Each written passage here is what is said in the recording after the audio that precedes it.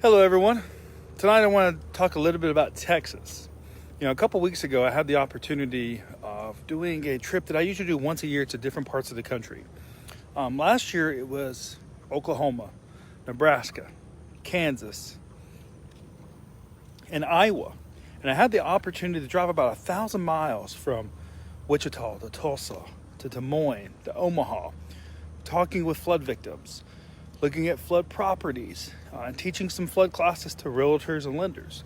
Well, this year, because of COVID, I didn't have the opportunity to teach that class. But what I did have the opportunity to do was to visit a lot of parts of Texas. These are flood-prone areas.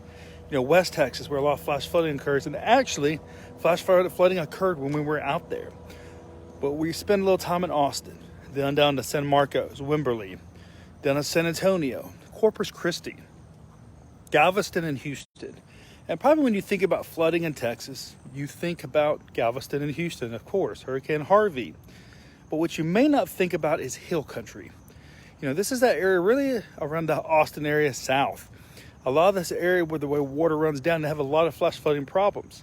Exactly what happened in Wimberley in 2015, where you had 13 lives that were lost, over 350 structures that were damaged as a result of this flood.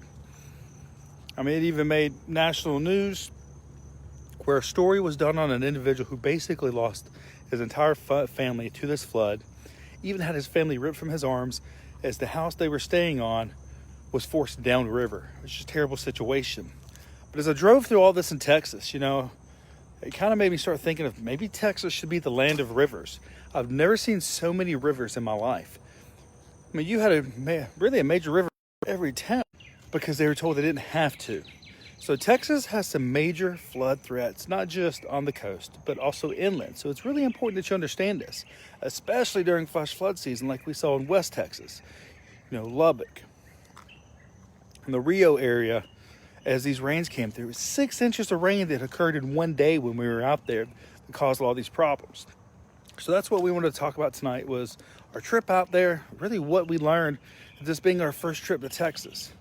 So remember, if you've got questions when it comes to understanding flood where you live, maybe you want us to come live, maybe you want us to come visit and shoot some content for your town as we do across the country all year, every year. And let the local community members in your community understand what the flood threat is, what they can do to minimize it, and what they need to know when a flood does occur. Thank you.